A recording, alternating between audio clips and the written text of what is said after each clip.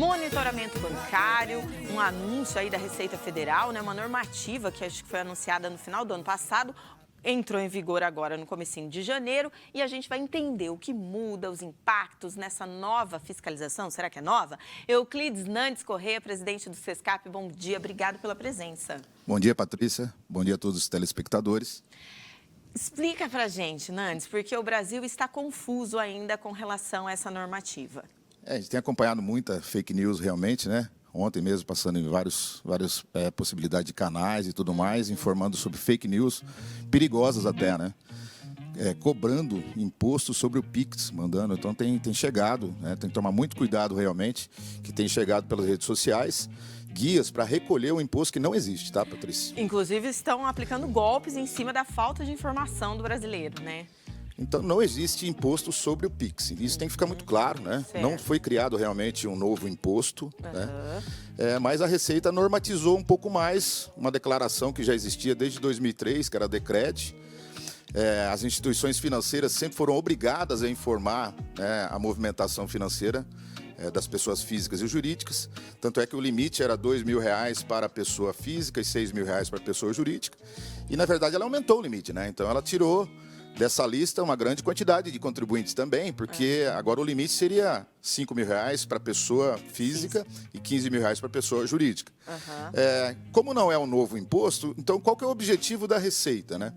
É monitorar, acompanhar, para verificar se o contribuinte está cumprindo com a sua obrigação acessória e fiscal atual, né?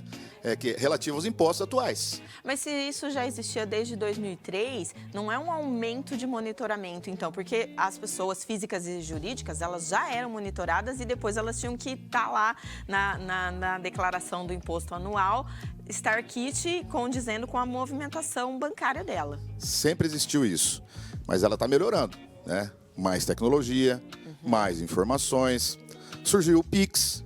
Lá em 2003 não existia Pix. Verdade. Tá? Então ela está ampliando, né, as possibilidades de acompanhar essa vida financeira do contribuinte. Na verdade, a Receita Federal ela já tem realmente todas as informações e ela está aprofundando tudo isso, né? Então essa instrução normativa ela possibilita que as instituições financeiras tragam mais informações detalhadas, né, para que ela possa acompanhar a vida fiscal de cada contribuinte. E isso é importante falar. Certo. Então não tem um reflexo direto de recolhimento de imposto, mas existe um grande número de contribuintes que às vezes não observa corretamente a legislação atual. Do imposto de renda, né, dos impostos incidentes sobre as pessoas jurídicas. Você quer dizer sonegação? Normalmente sim, ou às vezes até falha mesmo por falta de orientação, mas o fisco ele está de olho no sonegador. Aliás, ontem, conversando com o próprio Reginaldo, que é o nosso delegado aqui, não existe uma intenção da Receita de pegar o pequeno já, né? Já, porque a gente não sabe qual o momento, porque a informação ela tem. A questão da inteligência da Receita, onde ela vai focar? Hoje ela quer focar naquele sonegador mesmo, né? Lavagem de dinheiro, sonegação fiscal, não declaração de valores altos, laranjas, pessoas que emprestam o seu CPF para outro movimentar a questão financeira, né? Então, vejam, a Receita Federal ela quer monitorar realmente, né, aproximar mais do contribuinte, entender o que realmente ele está fazendo, para verificar se ele cumpre com as regras atuais. Isso quer dizer que a gente precisa parar um pouquinho nesse momento, né, e cumprir com as regras, entender um pouco mais quais são realmente as regras, né? Porque se você for observar, é facilmente atingível esse limite de R$5.000 aí, recebido através de Pix, principalmente pelos informais, Patrícia. E os informais são aqueles que menos têm informações do cumprimento das obrigações. Eles também têm que prestar contas com a Receita Na Federal. realidade é isso. Então a ideia é que ele busque alguém para orientá-lo. Existem formas dele se formalizar e não recolher os impostos totais normais, como imposto de renda. Muitos prestadores de serviço poderiam abrir o microempreendedor individual, que é o MEI, que tem um limite de R$81.000 hoje, ano, e não paga imposto de renda nenhum. Então ele poderia se formalizar. Então a ideia agora é que ele busque se formalizar informações, um profissional que possa orientá-lo. É isso que eu ia te perguntar. Agora, a partir de agora, a pessoa física, principalmente, que tem mais desinformação, ela precisa procurar um contador, né, para fazer esse informe a cada 6 meses? Ou isso já é informado pelas instituições bancárias? Como é que vai funcionar essa parte? Boa pergunta sua. Por quê?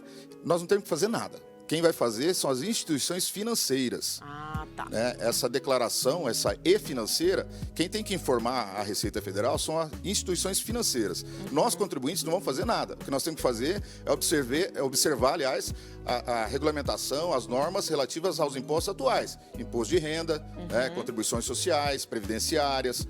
Então, nós temos que cumprir com as regras atuais. O que a Receita pode fazer é ir apertando o cerco, né?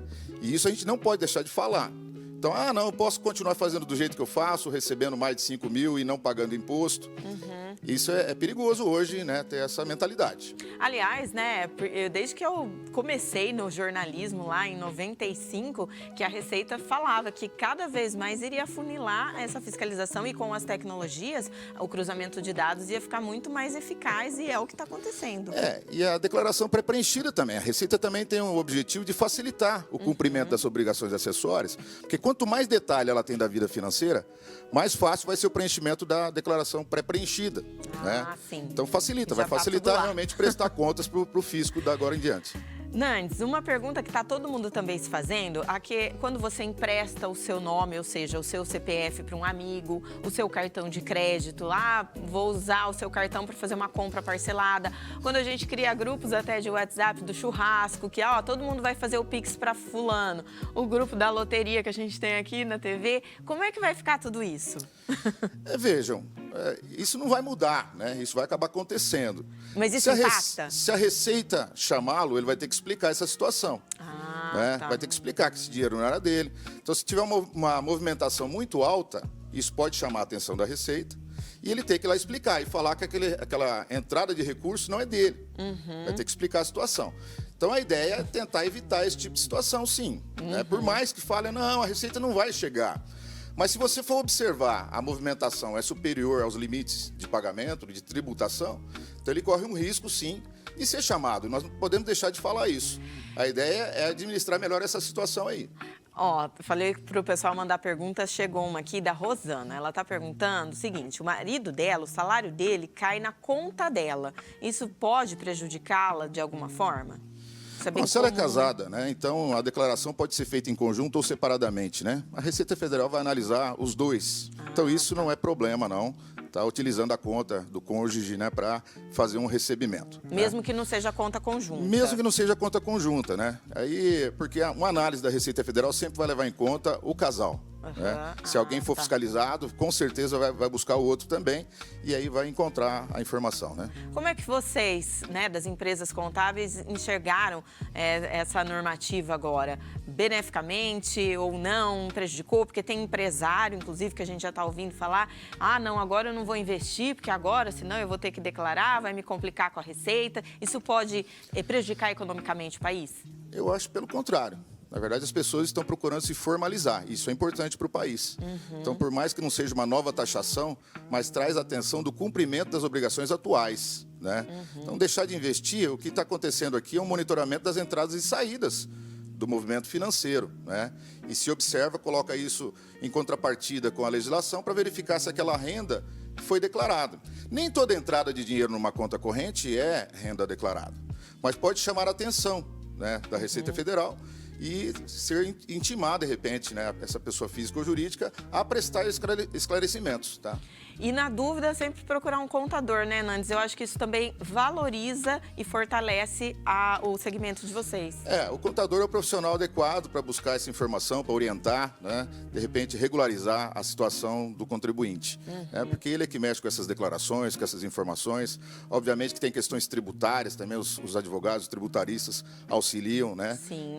Mas o contador é aquele da prática, aquele que vai lá e resolve realmente a situação dos cadastros da Receita, né, entrega suas declarações, cumpre com essas obrigações acessórias. Obrigada, Euclides Nandes. Muito bom ano para você e que seja próspero o nosso ano até para o nosso país, né? Obrigado, Patrícia. Estamos sempre à disposição. Eu que agradeço.